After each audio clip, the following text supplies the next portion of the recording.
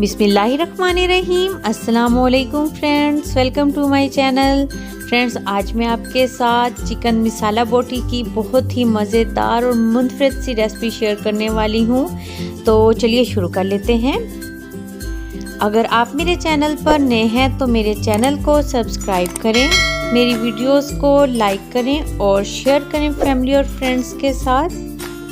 तो चिकन मसाला बोटी बनाने के लिए सबसे पहले बर्तन में कुकिंग ऑयल डालना है। एक बड़ा चम्मच कुकिंग ऑयल का डाला है इसमें।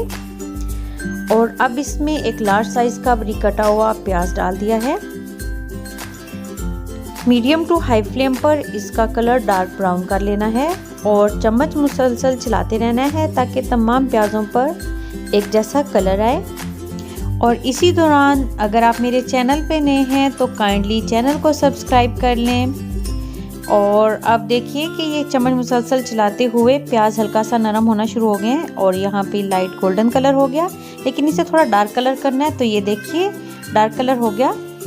अब जो प्याज को डार्क ब्राउन किया है उसको ऑयल से निकाल के मिक्सी जार में डाल दिया। साथ इसमें 3 कटी हुई हरी मिर्चें डाल देनी है। और अब इसमें शामिल करना है धनिया, तकरीबन 1 चम्मच, और 1 चम्मच के करीब पुदीना के पत्ते। तमाम को मिक्सी जार चलाकर पेस्ट बना लिया इनका।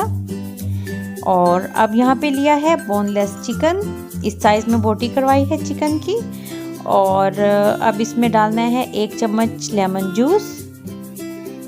और इसमें बाकी अब शामिल कर देने हैं मसाले, जैसा कि नमक शामिल करना है इसमें 1 चम्मच, 1/4 चम्मच सूख मिर्च पाउडर शामिल करना है, आधा चम्मच हल्दी पाउडर, 1 चम्मच धनिया पाउडर शामिल करना है इसमें, और ज़ीरा पाउडर शामिल करना है इसमें आधा चम्मच अदरक पाउडर, और 1 चम्मच लहसुन का पाउडर शामिल किया है इसमें।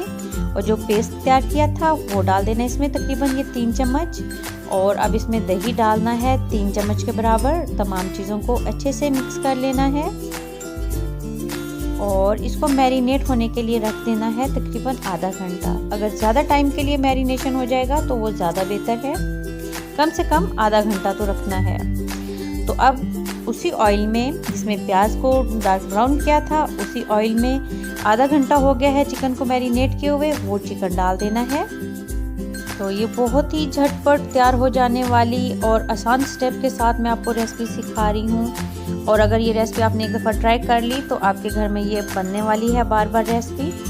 तो मीडियम टू हाई फ्लेम कर दिया है अब, और मीडियम टू हाई फ्लेम पर ही इसको कुक करना है अच्छे से। और ये देखिए मसाला अच्छे से इसका भुन गया। अब इसमें पानी शामिल कर देना है तकरीबन आधा गिलास, और अच्छे से मिक्स किया इसको।